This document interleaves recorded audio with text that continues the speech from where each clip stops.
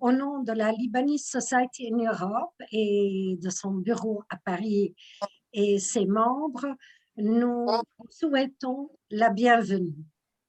Natasha? Good evening, everyone, and welcome to our session on Naji Hakim. I must say it's really nice to see some familiar faces who participated in our last session too. Bon, alors nous allons commencer notre rencontre d'aujourd'hui par non l'hymne libanais, mais plutôt par un extrait de l'ouverture libanaise de Naji Hakim, le grand maestro compositeur qui est avec nous ce soir et qui aura, et nous aurons l'honneur plutôt de pouvoir lui poser directement les questions. Sarah, l'ouverture.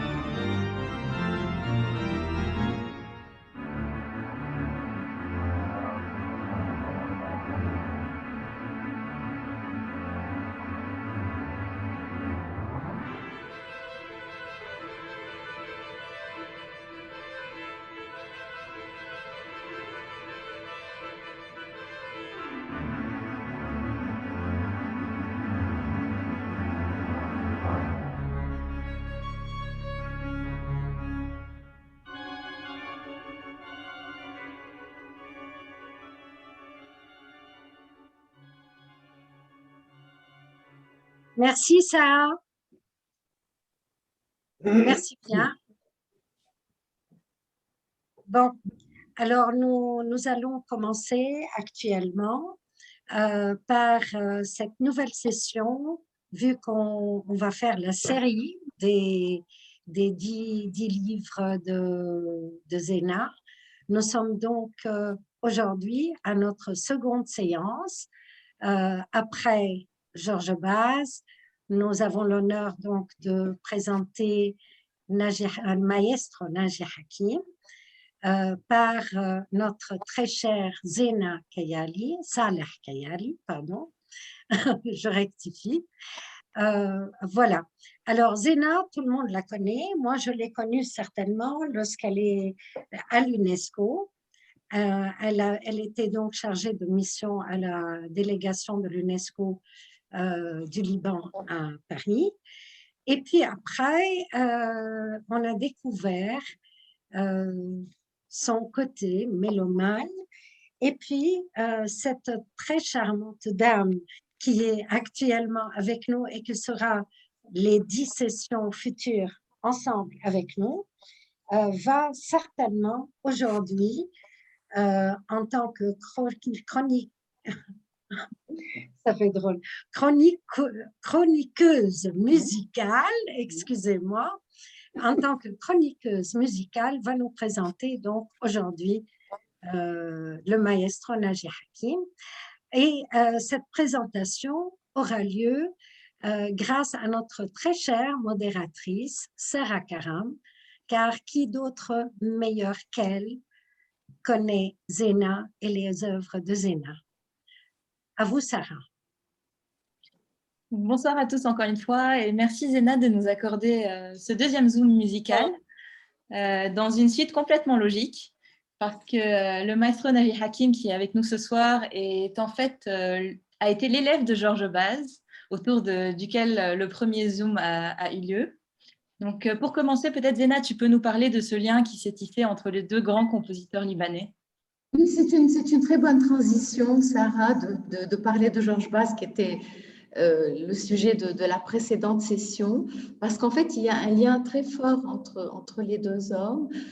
Georges Baz a été le professeur de Naji Hakim Et la rencontre s'est faite bien sûr autour de la musique. Naji avait à peine 15 ans quand il a entendu pour la première fois dans un concert à Beyrouth la musique de Georges Baz. Et cette musique a immédiatement, lui a parlé immédiatement. Il a tout de suite réalisé, il avait déjà 15 ans, il était déjà un bon musicien, un organiste, il avait déjà donné un concert en tant qu'organiste. Et il a tout de suite capté que la musique de Georges Baz était une musique raffinée, intéressante, sans blabla inutile, qui partait du cœur et qui parlait au cœur. Et donc, il a demandé à Georges Baz d'être son professeur de matière théorique, ce qui fut fait. Ensuite, lors des premiers concerts de Naji Hakim en 1973 à l'église Saint-Michel à Chia, Georges Baz, qui était, je vous le rappelle, chroniqueur musical à la Revue du Liban, a écrit un article où il a parlé de la certitude d'une vocation. Donc, c'était déjà tout à fait prémonitoire. Et par la suite, les relations entre les deux hommes, des relations amicales et musicales, se sont maintenues parce que c'est grâce à Naji Hakim que plus tard, une partie des œuvres pour piano de Georges Baz ont été publiées en France aux éditions Combre. Donc, il y a un vrai lien affectif et musical entre Georges Baz et Naji Hakim. C'est pour ça aussi, Georges Baz avait vraiment décelé la certitude d'une vocation. Et pour illustrer ça, en fait, je vous propose de parler du Seattle Concerto. Concerto qui a été commandité, joué et célébré un peu à l'américaine en 2000. Et c'était une œuvre commandée pour grand orchestre et interprétée par Marie-Bernadette Dufourcé Hakim, l'épouse de Najir Hakim, dont je pense qu'il est aussi avec nous. Donc, bonsoir. Et aussi, c'est un honneur aussi que vous soyez avec nous ce soir, Marie-Bernadette. Donc, effectivement, ce concerto est un des exemples de l'ampleur du talent de Najir Hakim qui a vraiment touché l'international. Donc, Zena, pourrais-tu nous parler de la carrière internationale de Najir? Bien sûr. Bon, c'est intéressant que tu aies parlé de ce Seattle Concerto parce que d'abord, il a été une commande de l'American Guild of Organists, qui est quand même une institution très importante mondialement connue pour l'orgue. Et au départ, les commanditaires voulaient qu'il soit interprété par un organiste américain. Mais Naji Hakim souhaitait que cette œuvre soit créée par son épouse, qui est elle-même une très grande organiste. Il a fallu discuter, Naji a eu gain de cause, et c'est Marie-Bernadette Dufourcé Hakim qui a créé cette œuvre en 2000 à Seattle. Sauf que les organisateurs ne voulaient pas que Naji monte sur scène pour saluer à la fin. Il lui avait dit, vous restez dans la salle, vous écoutez votre concerto, et à la fin, on braque un projecteur sur vous, et puis voilà, on saura que c'est vous le compositeur. Mais c'était sans compter la folie et l'hystérie du public qui a tellement aimé cette œuvre qu'à la fin du spectacle, à la fin de l'œuvre, la foule a propulsé Naji sur la scène. C'est une anecdote qui révèle que parfois les organisateurs peuvent être mesquins, mais le public peut en décider autrement. Mais tout ça, c'est pour vous dire que Naji Hakim est une sommité à l'international. Et je regrette de dire qu'il est beaucoup, beaucoup moins connu au Liban, malheureusement. Enfin, ces dernières années, ça commence à aller mieux quand même, puisqu'on l'a entendu, on a entendu certaines de ses œuvres grâce à l'orchestre philharmonique du Liban. On a entendu lui-même à l'orgue au festival d'orgue qui se tient tous les ans au Liban. Mais il est vraiment très, très connu à l'international, Naji Hakim, et spécifiquement en Europe du Nord, où la tradition organistique est très, très importante. En Allemagne, Naji Hakim est une vedette. Le célèbre journal Organ, en 2018, a consacré un numéro entier à Naji Hakim, un numéro entier. En Finlande, il y a eu un festival qui s'est appelé le Festival international d'orgue Naji Hakim. Au Danemark, c'est pareil.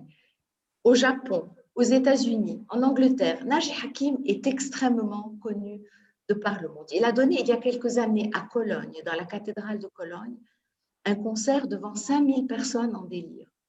Donc, c'est intéressant quand même de savoir que Naji Hakim, qui est une fierté pour nous au Liban, est une sommité, est considéré comme une sommité tant comme compositeur que comme interprète.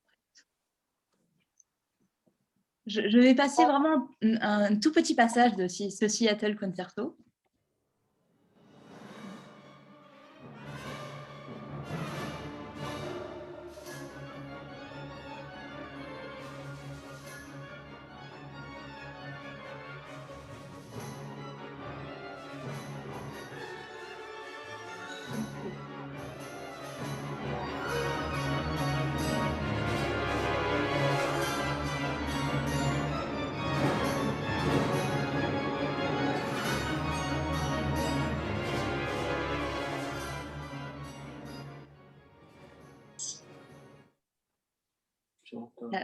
À ce stade, en fait, je vous propose de remonter beaucoup plus loin le temps. Je vais partager une photo de famille, une famille pas comme les autres, je dirais. Donc voilà, en fait, ça fait partie des archives qu'on voit dans le livre de Zena, en fait. Et donc, c'est une photo de famille musicale. On voit plein d'instruments. Et en fait, donc la maman de Naji au piano, le papa à la mandoline, et toute la famille en train de partager un vrai moment de musique. Je vous laisse deviner où est Naji dans cette photo. Et donc, en fait, il est au violoncelle. Ce n'est pas du tout son instrument de prédilection, mais Naji est là. Donc, est-ce que Zena, tu peux nous raconter l'enfance de Naji et ses débuts en musique? Oui, en fait, je peux vous dire que Naji a grandi dans une atmosphère musicale, dans une famille heureuse, dans une atmosphère bon enfant, où tout le monde chante, tout le monde joue, tout le monde a un instrument à la main. Et donc, tout jeune, il a baigné dans cette atmosphère musicale. Mais son véritable choc musical a lieu quand il a 5 ans et qu'il entre à la chapelle du Collège des Frères des écoles chrétiennes à Gemaizeh à Beyrouth. Il entre dans cette chapelle et brusquement, il est submergé par le son de l'orgue, qui le submerge, qui l'enveloppe complètement. Et Naji, c'est à ce moment-là précis, il n'a que 5 ans, que c'est ça ce qu'il veut faire, c'est l'orgue. Il est complètement subjugué par l'orgue. Et d'ailleurs, il veut venir tous les jours à l'école et tous les jours entrer à l'église pour entendre l'orgue. Sauf que l'orgue est haut perché dans la tribune, il faut y arriver, c'est pas évident. Et là, grâce au frère aîné de Naji, Amin, ils arrivent à monter en cachette à la tribune de l'orgue pour voir cet instrument absolument fabuleux, absolument fascinant, qui a fasciné ce petit garçon. Malheureusement, les frères des écoles chrétiennes et les professeurs les attrapent et leur passent un savon devant tout le monde. C'est une grande humiliation pour Naji et pour son frère. Heureusement que parmi ces professeurs, il y avait un frère tchécoslovaque, lui-même musicien, qui a compris qu'il se trouvait en face d'un enfant véritablement passionné. Bon, entre-temps, Naji avait un petit peu grandi, il n'avait plus 5 ans, il avait une dizaine d'années. Il réalise qu'il se trouve en face d'un véritable talent, d'une véritable passion, et il lui confie les clés de l'orgue. Ce qui fait que Naji, pendant son enfance et son adolescence, avait accès à cet orgue du Collège des Frères des écoles chrétiennes à Gemaizeh de façon totalement sans limitation. Donc parfois, il venait passer des nuits entières à l'orgue. Parfois, il passait des journées, des nuits entières à l'orgue. Parce que vous savez, le problème pour un instrumentiste, c'est qu'il doit pratiquer son instrument plusieurs heures par jour. Et où trouver un orgue? Ce n'est pas évident. Donc là, Naji a la clé et il peut pratiquer sa passion de l'orgue autant qu'il veut. Bien sûr, en parallèle, ses parents l'inscrivent au conservatoire où il prend des cours de piano. Et d'ailleurs, à l'époque où il est élève au conservatoire, c'est Toufi Soukar, le grand compositeur qui en est le directeur. Et un jour, il entend le petit Naji improviser, parce que ce que je ne vous ai pas dit, c'est que Naji est un improvisateur extraordinaire, mais ça, on en parlera un peu plus tard. Et donc, Toufi Soukar entend Naji improviser sur God Save the Queen. Et il dit à la maman de Naji, « Votre fils sera un compositeur comme il n'y en a pas 5 au Liban. C'était une parole prémonitoire. Donc, par la suite, Naji donne son premier concert à l'âge de 15 ans, en 1970. Il est né en 1955. Naji Hakim est né en 1955 à Beyrouth. Donc, il donne son premier concert en 1970 chez les frères, donc dans cette chapelle des frères. Ensuite, il a donné d'autres concerts, comme je vous disais tout à l'heure, en 1973. Et au moment de la guerre, il doit partir, il doit s'expatrier. Mais ça, on va y revenir tout à l'heure. Alors, bien sûr, comme dans toutes les familles, comme dans beaucoup de familles libanaises et dans le monde d'ailleurs, les parents de Naji ne veulent pas considérer que la musique soit un vrai métier. Donc, Naji doit faire une école d'ingénieur en parallèle. Mais je vous raconterai tout à l'heure comment ça lui a servi aussi dans sa vie musicale. Merci Zena pour cette explication de l'enfance de Naji et ses débuts musicaux. En fait, en traversant le bouquin, on a l'impression que rien n'est simple pour Naji. Souvent, c'est comme une école de la deuxième chance, en fait. Au début, c'est difficile et la deuxième fois, ça marche et ça marche de façon sublime. Donc, on a l'impression que ça se passe pour son diplôme d'ingénieur, pour sa musique, pour sa carrière d'organiste. On a vraiment l'impression que ça ne marche pas dès la première fois, mais ensuite, c'est vraiment des succès incroyables. Oui. C'est-à-dire que Naji Hakim obtient tout de très haute lutte. Parce que ce n'est pas facile, effectivement, pour lui. Quand il arrive en France, il est tout jeune, il ne connaît pas grand monde. Heureusement, il rencontre rapidement Marie-Bernadette, qui a été bien sûr pour lui un soutien et un grand amour. Et j'espère que ça va durer encore très longtemps. Et ce n'est pas évident. Donc aussi là, il a besoin de pratiquer l'orgue. Comment faire? Encore une fois, c'est son frère aîné Amin qui joue les Deus Ex Machina. Il l'entraîne à la tribune de l'orgue de la paroisse Sainte-Odile dans le 17e arrondissement. Et il passe un marché avec l'organiste titulaire. Il lui dit, si je deviens votre assistant, je peux vous remplacer, je peux vous aider pour certains offices, pour certaines messes. Vous me permettez d'avoir accès à l'orgue pour pouvoir travailler mon instrument. Et effectivement, c'est ce qui s'est passé.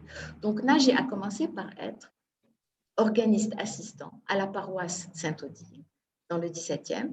Ensuite, il a fait une grande carrière d'organiste titulaire, mais ça, on en parlera tout à l'heure. Quant au conservatoire, c'est vrai qu'il ne l'a pas eu du premier coup. Et il en a fait un drame absolu. Ça a été pour lui un moment de grande angoisse. Mais quand il l'a eu la deuxième fois, il est sorti du conservatoire avec 7 premiers prix. Et ça, je vous prie de croire que c'est très, très peu commun de sortir du conservatoire de Paris avec 7 premiers prix. Et qui sont les maîtres de Naji Hakim? Quelles sont ses influences, ses sources d'inspiration et les personnes qui l'ont marqué le plus musicalement? Bon, on a parlé de Georges Baz, qui a été peut-être son premier maître, mais il y a eu 2 grands organistes français qui ont été les maîtres de Naji Hakim, qui sont Pierre Cochereau et surtout Jean Langlais, qui est, comme son nom ne l'indique pas, qui est français, mais qui était un très, très grand organiste, aveugle d'ailleurs, et avec qui Naji a noué une relation quasi filiale. Ça a été vraiment pour lui une grande école, que l'école de Jean Langlais. Jean Langlais est un très grand organiste. Aujourd'hui, c'est peut-être un nom qui est un peu tombé dans l'oubli, mais si vous le googlez, vous verrez quel grand organiste et quel grand improvisateur il a été. Bien sûr, il y a aussi les maîtres du conservatoire, je ne vais pas tous les citer, mais je voudrais vous citer quand même Serge Nick, qui a initié Naji Hakim à la calligraphie musicale. Et ça, c'est très intéressant parce qu'aujourd'hui, on fait tout sur les ordinateurs, mais jusqu'à il y a quelques années, Naji Hakim écrivait ses partitions sur des grands papiers calques avec un code couleur extraordinaire, avec une précision, une minutie. Et c'est là que probablement sa formation d'ingénieur a été, parce qu'il sait faire des plans très minutieux et très, très bien faits. Et ce monsieur Serge Nick a été son initiateur de la calligraphie musicale. Je ne peux pas vous montrer à l'écran parce que ça ne donne rien à l'écran, mais Je ne sais pas si un jour vous pourrez avoir l'occasion de voir en vrai les partitions de Naji Hakim sur papier calque, sur d'immenses papiers calques, avec un code couleur à l'encre de Chine. Ce sont de purs chefs-d'œuvre, de pures œuvres d'art. Ça se pratique encore? Je pense de moins en moins. Je pense qu'on fait maintenant tout sur ordinateur. Dommage. Alors, quant à ces influences ou ces sources d'inspiration, tu m'as demandé quelles étaient ces sources d'inspiration. Il a beaucoup de sources d'inspiration, Naji. Vous savez, le compositeur se nourrit. Il se nourrit de musique, il se nourrit de poésie, il se nourrit parfois de peinture, il se nourrit même de la vie quotidienne, des événements de la vie quotidienne. Ensuite, il les intériorise et puis ça rejaillit d'une façon ou d'une autre dans son langage musical. En ce qui concerne Naji Hakim, une des sources principales quand même, je dirais, de sa musique, c'est le Liban. Le Liban, dans sa musique religieuse, il a fait un travail extraordinaire sur le chant maronite, et le Liban dans son folklore et dans ses chants traditionnels. L'ouverture libanaise qu'on a écoutée tout à l'heure est en fait une série de pièces du folklore libanais, de chants traditionnels libanais, à qui Naji Hakim a donné un statut de musique savante. D'ailleurs, on a entendu la version pour orgue, mais cette ouverture libanaise existe aussi pour orchestre et pour piano. Donc, le Liban est une source très importante, mais pas seulement, parce que Naji Hakim s'est intéressé aussi au folklore d'autres pays et d'autres régions, dont la région du Pays Basque, dont son épouse Marie-Bernadette est originaire. Il a été très inspiré par le choral luthérien. Vous savez, un organiste passe les 3/4 de son temps à l'église et à servir des offices et des messes. Donc, le choral a une place très importante dans la musique de Naji Hakim.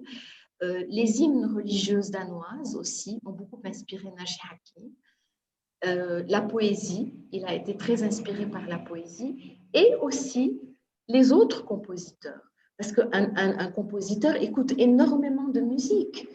Il intériorise cette musique et ensuite, il la restitue, soit sous forme d'influence, soit sous forme d'hommage.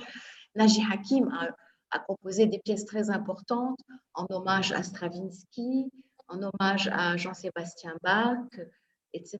Donc, effectivement, le catalogue de Naji Hakim est très important, très étendu. Bien sûr, il fait la part belle à la musique pour orgue, puisque c'est son instrument, mais il y a aussi beaucoup de pièces pour orchestre, pour piano, pour voix, pour chœur, et ses influences sont multiples. Je propose d'écouter donc deux pièces qui peuvent témoigner de ces influences. Donc, une première, c'est une pièce liturgique que beaucoup d'entre vous connaissent déjà, Alayki Salam, donc influencée par les chants maronites.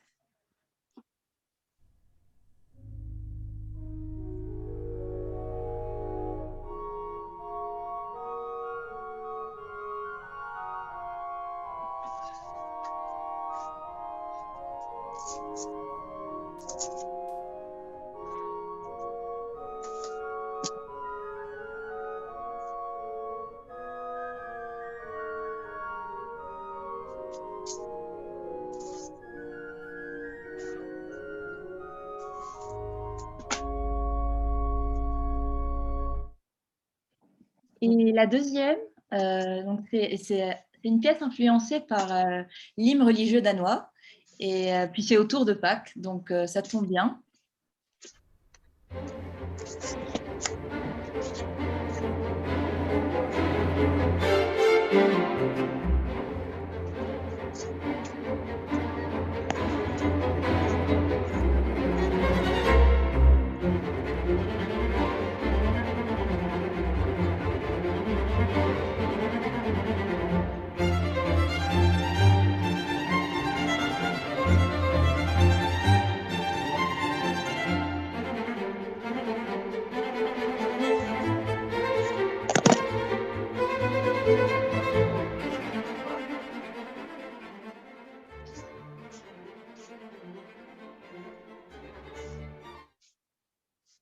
Ah, je l'adore celle-là.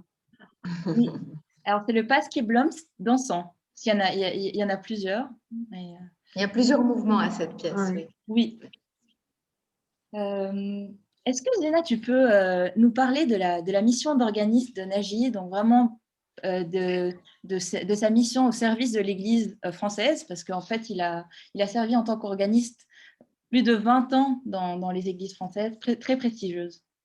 Oui, effectivement. Je vous disais tout à l'heure qu'il a été tout d'abord organiste assistant à la paroisse Sainte-Odile dans le 17e arrondissement. Mais de 1985 à 1993, Naji Hakim a été organiste titulaire à la basilique du Sacré-Cœur à Paris.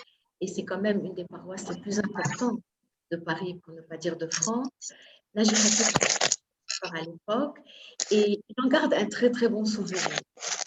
Des années heureuses, il pouvait s'exprimer, sa créativité pouvait s'exprimer, mais malheureusement, ses horaires de travail étaient trop lourds. À l'époque, il était jeune père de famille, il avait besoin d'un peu plus de temps pour lui et pour sa famille, et on lui imposait des horaires de messe et d'office absolument très lourds. D'ailleurs, c'est lors de ce passage dans la basilique du Sacré-Cœur que Naji Hakim a été entendu par Olivier Messiaen, dont on parlera tout à l'heure, qui a joué un rôle important dans la vie musicale de Naji Hakim. Naji demande au curé de lui alléger ses horaires et le curé n'accepte pas. Il lui dit c'est à prendre et à laisser. Alors, malheureusement, tristement, Naji démissionne de la basilique du Sacré-Cœur et va poursuivre sa carrière à la Trinité, dont je vous parlerai dans un instant. Et dès lors que Naji Hakim a quitté la basilique du Sacré-Cœur, on a engagé pour le remplacer 3 organistes titulaires. Donc c'est vrai qu'il était surmené et qu'il travaillait trop. D'ailleurs, ils l'ont regretté et c'était trop tard. Il était déjà engagé avec la Trinité. Alors la Trinité, ce n'est pas une mince affaire parce que la Trinité, c'était l'orgue de Olivier Messiaen. Olivier Messiaen, dont je vous dirai un mot tout à l'heure. Donc, Naji Hakim a été le successeur direct d'Olivier Messiaen à la tribune de la Trinité. Et c'est quand même un poste extrêmement prestigieux. Et Naji, tous les dimanches, sert la messe, mais surtout, tous les dimanches, fait des improvisations extraordinaires. Les gens, les organismes, j'ai moi-même eu la chance extraordinaire de pouvoir assister à la tribune un dimanche matin, d'être assise à côté de Naji Hakim et de le voir et de l'entendre, mais de le voir surtout, improviser. Et je peux vous dire que les organistes, les chefs d'orchestre, les musiciens venaient du monde entier, du Japon, des États-Unis, de l'Europe, de partout, pour pouvoir s'asseoir pendant 1 heure à la tribune de l'orgue et entendre, et écouter et voir Naji Hakim en train d'improviser. C'était extraordinaire. Alors malheureusement, le curé de la Trinité n'était pas de cet avis. Souvent, les curés s'affrontent avec les organistes dans les paroisses parce qu'ils ont peur pour leur pouvoir. Ils considèrent que les organistes leur enlèvent de leur pouvoir. Et parfois, ils ne sont pas mélomanes du tout, donc ils ne comprennent pas la musique. Donc, malheureusement, les curés qui se sont succédés, à part un, avec qui Naji s'est très bien entendu, mais sinon, ça ne s'est pas très bien passé. Et à la fin, Naji était quand même très fatigué nerveusement et il a fini par démissionner, mais au bout de 15 ans, il a tenu l'eau.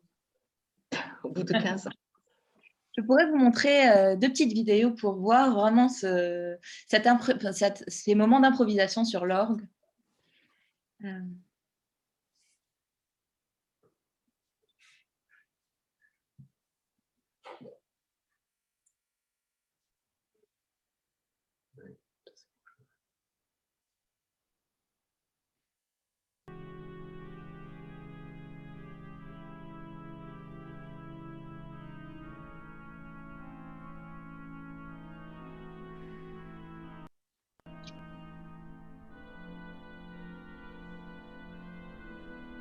On n'entend pas très bien. Tu peux monter le son?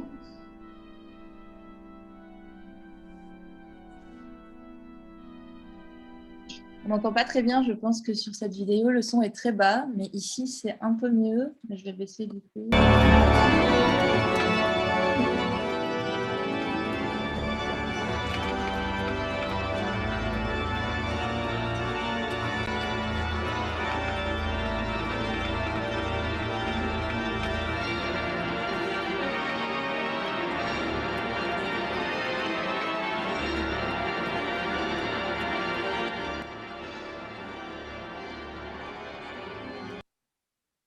C'était simplement pour vous montrer en fait que c'est tout le corps qui est engagé, c'est pas que c'est pas que les doigts. C'est rien, ça ne rend pas justice. Il fallait le voir, vraiment. C'est extraordinaire. Donc, Zéna, tu parlais de Olivier Messiaen. Donc, c'est à côté d'un autre créateur aussi que tu as mentionné plusieurs fois dans le livre, Cavaillé-Coll. Donc, en fait, c'est deux créateurs qui ne sont pas du tout pareils, mais pourquoi tu choisis de les mentionner à plusieurs reprises peut-être... Olivier Messiaen, d'abord, Naji Hakim a pris sa succession à la Trinité. Olivier Messiaen est considéré comme un des compositeurs les plus importants du XXe siècle, mondialement, pas seulement en France. Il a un langage musical propre à lui. Il a eu l'idée aussi d'enregistrer les oiseaux et de mettre des chants d'oiseaux dans ses œuvres musicales. Son œuvre est basée beaucoup sur sa ferveur catholique. Il a écrit des ouvrages extrêmement importants, un opéra qui s'appelle Saint-François d'Assise, le Quatuor pour la fin du temps. Je ne vais pas vous citer les œuvres d'Olivier Messiaen, mais Olivier Messiaen est quand même un des compositeurs et des organistes les plus importants du XXe siècle. Donc, forcément, je l'ai beaucoup cité. D'ailleurs, Nagy lui a écrit un hommage, le tombeau d'Olivier Messiaen. Après son décès, il a écrit une pièce hommage pour Olivier Messiaen. Aristide Cavaillé-Coll, c'est autre chose, c'est un facteur d'orgue. Alors, Aristide Cavaillé-Coll, qui a vécu dans la deuxième partie du XIXe siècle, est considéré comme le facteur d'orgue le plus important du XIXe siècle. Il a construit 500 orgues, dont 300 en France, dont 50 à Paris. Donc, la plupart des églises parisiennes et françaises du XIXe siècle sont équipées d'un orgue Cavaillé-Coll. Et aujourd'hui, les orgues Cavaillé-Coll sont considérés par le ministère français de la Culture comme un patrimoine, sont protégés au titre de patrimoine matériel. D'accord. Voilà, Donc, deux personnalités que je cite beaucoup et il fallait dire un mot sur elles. incontournable. Deux personnalités incontournables, en tout cas dans le monde de Dans le l'orgue. monde de l'orgue, oui, absolument. Donc là, on passe à la pédagogie. Donc, en fait, je pense que la générosité de Nagy va naturellement l'emporter vers la pédagogie. Et dans le livre, on voit plusieurs témoignages de beaucoup de ses élèves qui vraiment montrent à quel point il aimait ça et il faisait ça bien. Oui. À quel point cette activité est importante dans sa carrière? Très importante dans sa vie, pas carrière, dans sa vie musicale et dans sa vie tout court. Nagy Hakim a été parce que malheureusement il a pris sa retraite, a été un immense pédagogue. Là aussi, il y avait des musiciens qui venaient du monde entier pour assister à sa classe d'analyse musicale qui était célèbre dans le monde entier. La classe d'analyse musicale de Nagy Hakim, c'était quelque chose, je peux vous dire. Et il a écrit aussi, il a coécrit avec Marie-Bernadette un traité d'analyse musicale qui fait référence, qui est une autorité absolue dans le monde de l'analyse musicale. Donc, beaucoup des élèves de Nagy Hakim sont devenus par la suite ses interprètes et ses amis, parce que je peux vous dire que ce ne sont pas des débutants qui allaient dans la classe de Nagy Hakim. Il fallait déjà être un musicien confirmé pour être accepté dans cette classe. Et nous avons ce soir la chance d'avoir un de ses élèves parmi nous, Nicolas Chevreau, qui est pianiste, que le public libanais connaît bien parce qu'il a déjà donné plusieurs concerts à Beyrouth, qui a enregistré une intégrale des pièces pour piano de Nagy Hakim et qui va peut-être nous dire un mot de Nagy Hakim pédagogue. C'est à toi, Nicolas. Oui, c'est moi. Bon, tu as mentionné effectivement, j'ai fait un disque des œuvres pour piano de Nagy. Et bon, malheureusement, maintenant, ce disque est incomplet puisque Nagy a énormément écrit ces derniers mois pour le piano. Donc, je dois refaire un nouveau disque. Tant mieux. Voilà. Très bien. Bon, c'est pas une blague, hein, c'est un vrai projet qui va, j'espère, voir le jour. Mais c'est vrai que, bon, moi, j'ai été étudiant à Boulogne quand j'avais 13-14 ans. Je suis rentré dans la classe de Nagy. Et c'est vrai que ça a été pour moi un très grand choc C'est vraiment quelqu'un qui m'a énormément marqué dans toute ma vie. Et moi, je parlerais presque de coup de foudre, hein. Vraiment, ça a été un coup de foudre dans ma vie, une rencontre humaine et musicale qui m'a jamais quitté. Voilà. Et moi, j'ai découvert la musique de Naji par le Seattle Concerto qui a été évoqué tout à l'heure et qui restera pour moi un des plus grands chocs de ma vie musicale. Donc, c'est vrai que mon passage dans sa classe d'analyse a été très, très, très, très, très marquant et fondateur dans ma vie. Merci. Voilà. Peut-on Merci lire beaucoup. l'extrait que Nicolas a écrit dans le bouquin? Ah, tu veux que je lise l'extrait? Ah, tu l'as, Sarah. Sarah, peux-tu le lire, Oui, s'il te plaît? donc Nicolas qui est avec nous. Ouais. Enchanté. Je lis ce que vous avez dit. Mon Dieu. Certaines rencontres bouleversent votre trajectoire. Ce fut le cas pour moi lorsque je fis la connaissance de Naji Hakim en 2003, étant élève dans sa fameuse classe d'analyse au conservatoire de Boulogne-Billancourt. Certes, j'ai été éblouie par la science musicale qu'il partage avec passion au sein de son enseignement, mais ce qui me frappe d'abord et avant tout, c'est l'homme. Son humanité, son humilité, son charisme et sa foi rayonnante de chrétien engagé, qui sont pour moi autant de sources d'inspiration. Sa musique, qui est parmi la plus remarquable dans la production contemporaine, est à l'image de sa personnalité. Vivante, colorée, subtile et pleine d'esprit. Plus de Merci. 10 ans après cette rencontre, après avoir enregistré l'intégrale de son œuvre pour piano, une très profonde relation s'est installée entre nous et Naji Hakim est devenu pour moi un père spirituel. Waouh! C'est beau. Wow. Bon, Mais c'est vrai, hein, c'est pas que des mots. Hein. Ah, bah, c'est Voilà. magnifique.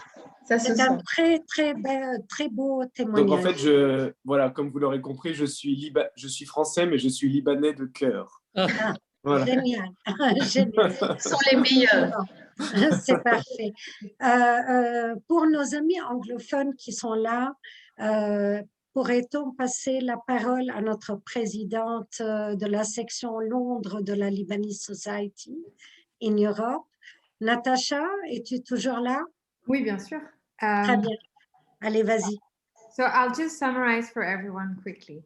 As you've gathered by now, Naji Hakim is one of the most well-known Lebanese musicians worldwide, acclaimed for his organ work and improvisation. Civil war has transported his 20-year-old talent to France, where he studied and became organist of two prestigious churches, the Sacré-Cœur and the Sainte Trinité. While his creations reached all Europe and the United States, he never forgot his Lebanese origins that have inspired him along the way, as was emphasized, when you heard the passage of L'Ouverture Libanaise. In fact, his sources of inspiration were actually endless. So I'll just name a few of them. There was religion, poetry, Lutheran choral, and of course, the folklore of the Pays Basque, where his wife, Marie Bernadette, is from. His generosity led him towards teaching and sharing for many years, and which is why his art will undoubtedly live on, not only through his music, but also through his students. Maestro, avant que nous passions aux questions, est-ce que vous avez quelque chose à rajouter sur ce que nous avons dit jusque-là? Écoutez, je suis très touché, très ému et tout le travail que vous avez fait inspire beaucoup de respect, très bien documenté. J'aimerais apporter juste une précision. J'avais une très grande admiration pour Pierre Cochereau, même si je n'ai pas eu la chance d'avoir été vraiment son élève. Mais comme disait Jean-Jacques Grunenwald, organiste Saint-Sulpice, quand on écoute quelqu'un, on devient un peu son élève. Pierre Cochereau a beaucoup influencé les organistes et en ce sens-là, oui, il a été un maître pour moi, mais pas directement. Par contre, en effet, Jean Langlais a été mon maître et un deuxième père pour moi. Et j'ai eu également Roland Falcinelli, professeur d'orgue au conservatoire. J'ai été dans sa classe pendant 5-6 ans, en classe d'interprétation, mais également en classe d'improvisation. Elle a joué à votre mariage, à toi et Marie-Bernadette. Elle est venue jouer à notre mariage à Bayonne, oui, tout à fait. C'était une prof très exigeante et qui nous a apporté une technique instrumentale très, très forte, très solide, en particulier dans la technique du pédalier. Elle a écrit des gammes, des exercices de pédale qui sont redoutablement difficiles. Mais pas que. Vous savez, c'est très difficile de dire en peu de mots tout le travail qui a été fait pendant des années auprès des maîtres. Et Serge Nigg a été un merveilleux maître en orchestration. La calligraphie, c'est intéressant, mais c'est peut-être ce qu'on voit, mais c'est l'expression d'un fond très, très, très, très, très important. Le travail d'orchestration, Serge Nigg, je ne sais pas si vous m'entendez bien. Oui, oui. Oui, on vous entend, on vous En entend. fait, Oui. je vais demander aux personnes qui ne parlent pas, s'il vous plaît, si vous pouvez vous mute parce qu'il y a des interférences en fait. Merci. Voilà. Alors, donc, Serge donnait 3 cours par semaine, 3 cours de 3 heures. Nous étions tenus à assister à un seul cours, mais je trouvais la personnalité tellement passionnante que j'allais aux 3 cours. Je sortais chaque fois avec un gros mal de tête, mais c'était passionnant. Et la première année, j'ai eu un deuxième prix. J'étais déçu, j'aurais voulu avoir le premier prix, mais la deuxième année, j'ai eu mon premier prix d'orchestration, mais j'étais plus triste que la première année parce que je perdais un grand maître en Serge Nigg. Mais j'ai eu un autre excellent maître aussi au conservatoire, c'est d'autres excellents maîtres, Roger Boutry, mais également Marcel Bitsch. Marcel Bitsch, chez qui j'ai été en classe de fugue pendant 3 ans. Et nous avons été très proches jusqu'à la fin. Marcel Bitsch a été un maître et un ami jusqu'à sa mort. Voilà. Merci, c'était fascinant. Je propose qu'on passe aux questions. Sarah, si tu... Je te laisse. Oui, vous pouvez écrire les questions sur le chat ou même les poser directement à l'oral. C'est vraiment comme vous voulez. Vous pouvez poser les questions directement au maestro qui est avec nous ou à Zena. Voilà. Oui, mais afin que ce soit bien organisé, que celui qui veut poser la question lève la main. Oui. Tout carrément. Alors, qui va démarrer les questions-réponses?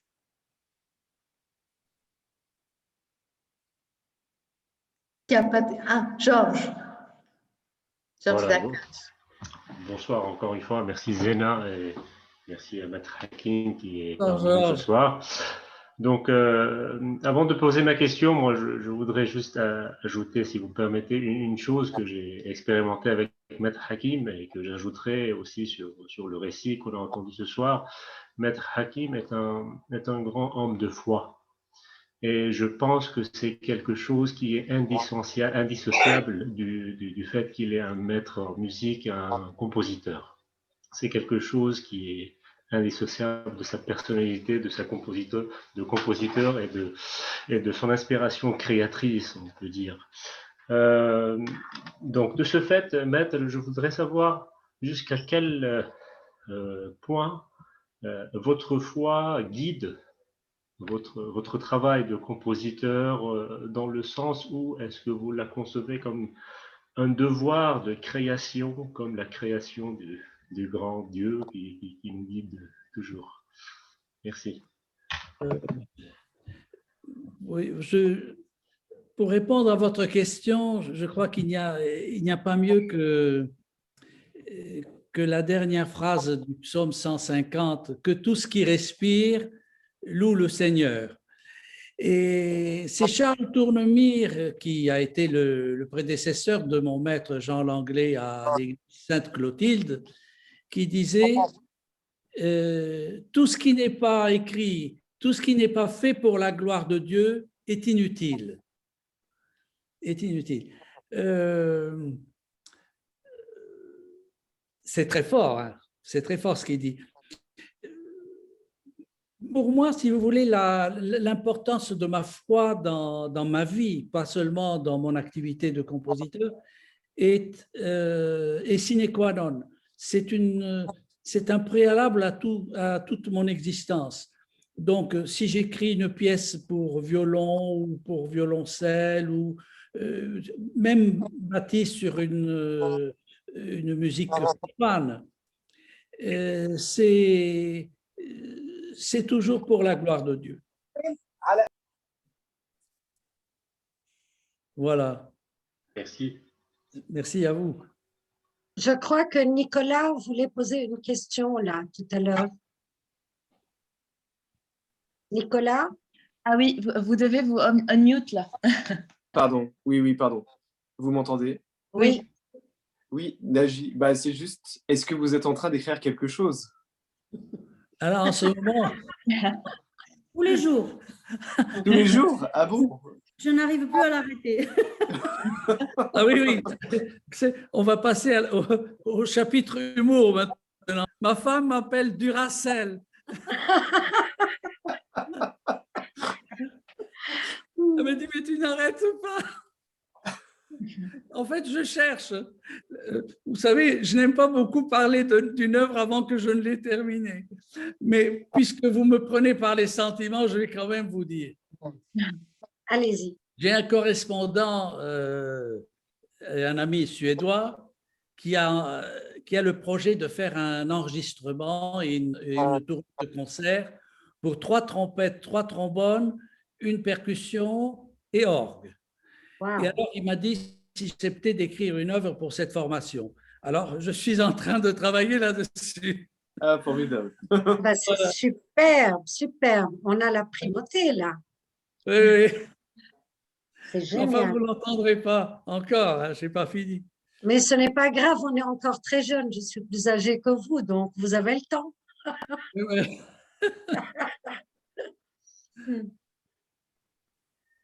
Une autre question?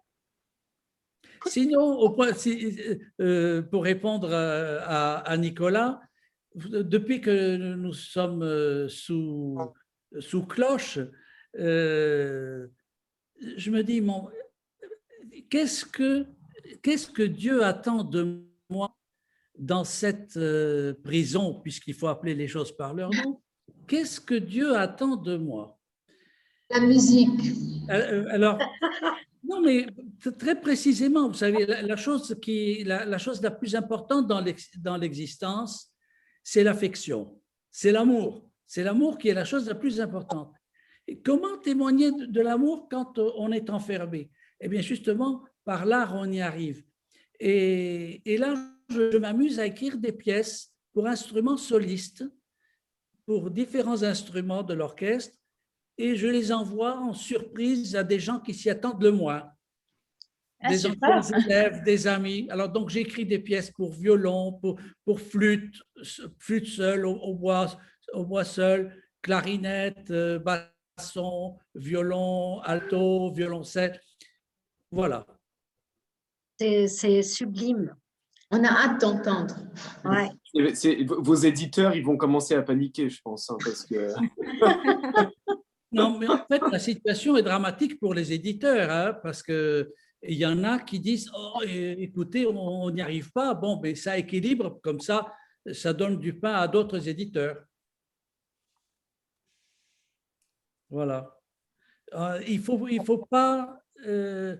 il ne faut pas s'avouer vaincu, il faut toujours garder la joie dans le cœur et avoir comme souci de transmettre la joie à travers tout ce que nous faisons. Par votre musique, vous y réussissez bien. Mais je pense, c'est très curieux, je pense avec du recul, quand je vois, quand j'écoute ma musique, je me dis, c'est vrai qu'il y a beaucoup de joie dans cette musique. Mais la joie peut aussi être un remède à une souffrance. Donc, Comment vous ne pouvez pas avoir de la joie alors que vous avez votre muse toujours à côté de vous, hein? ah oui, ça, je suis vraiment gâté, hein. Je suppose, oui. Et vous savez ce qui est formidable, je suis gâté parce qu'elle me pardonne aussi. Et ça, Ah bah, heureusement, ça c'est Vous savez- rare, hein. Les femmes ne pardonnent pas si facilement. Donc, Oui. vous avez vraiment de la chance d'avoir une épouse pareille. oui, oui, vous savez, c'est la plus belle chose, je crois. Alors, il nous faudrait une improvisation réelle dédiée rien qu'à votre tendre épouse. Mais vous savez, pour faire écho à la question de Charles et à la réponse de Naji, enfin, et aussi à ses commentaires sur l'amour, l'amour au sens large, qui peut être amitié, Certainement. l'amour, voilà, fait de grandes choses. C'est le meilleur médicament pour tout dans la vie. Et ensuite, qui est amour? Quand on est croyant, c'est Dieu. Dieu est amour. Les deux choses sont indispensables pour nous. Et avec ce couple, Dieu et l'amour, et puis la musique, bien sûr, qui en découle, on fait des grandes choses. Et voilà, le Merci. pardon, la joie de vivre, ce sont des cadeaux du ciel. Oui, tout à fait, tout à fait. Artémis, je propose, s'il n'y a plus de questions, que tu passes à la dernière partie de surprise. Alors, la partie surprise est une partie que nous a réservée notre grand maestro, quelque chose que vous n'avez pas encore entendu. C'est un extrait d'une variation sur Shams el-Shammoussi de Saïd Darwish. Je vais partager. Vous voulez dire un mot sur cette pièce, Naji, avant qu'on la... Donc, il faut préciser que c'est une pièce qui va clôturer donc notre entretien et qui dure une quinzaine de minutes, n'est-ce pas? Oui, c'est une pièce qui est dédiée à Tatiana Primac Khouri et Houtaf Khouri, Génial. qui sont au Liban. Ouais. Donc, évidemment, ils ne s'y attendaient pas du tout, hein. Alors, c'est une brillante pianiste, Tatiana, que vous connaissez sans doute, et que je n'ai jamais rencontrée. Ah. Ah oui, je ne l'ai jamais rencontrée. Houtaf, je l'ai rencontré une fois en 2 minutes. Et quand j'ai écrit cette pièce-là, je me suis dit, bon, voilà, c'est eux qui doivent l'avoir. Et donc, je le leur ai envoyé. Donc, c'est une pièce pour piano. On va vous entendre au piano, alors, Naji. Alors, vous voir et vous entendre au piano. C'est une pièce pour piano. Si vous voulez, c'est un peu le pendant des variations sur Auprès de ma blonde que j'ai dédié à Nicolas Chevreau. Alors là, c'est sur un thème de ce très grand, incontournable compositeur égyptien, Saïd Darwish, sur Shams el-Shammoussi. Bon, avant de commencer, Sarah, je tiens à dire aux personnes qui avaient prévu de rester juste 1 heure que je puisse d'abord vous remercier notre grand maestro et son épouse, remercier les personnes qui sont en train de nous suivre depuis la première session qu'on a faite avec Georges Baz, maintenant avec maestro Naji Hakim. Et puis certainement, nous allons continuer la série des figures musicales que notre très, très chère Zena a pu faire pour faire connaître cette musique à beaucoup de personnes qui ne les connaissaient pas. Je vous remercie pour votre présence, pour votre écoute et actuellement, allons-y pour cet extrait de variation sur Shams Chamoussi de Saïd Dervish. Mais Natacha, peux-tu dire un petit au revoir à tout le monde pendant qu'ils écoutent? Allez, à toi, Natacha. Yeah, thank you everyone for joining today. It's always a pleasure again to see those that were here last time as well. And for the new ones, hopefully you'll join the next session as well. And I hope you will enjoy this excerpt that we will play for you. Sarah? À toi, Sarah?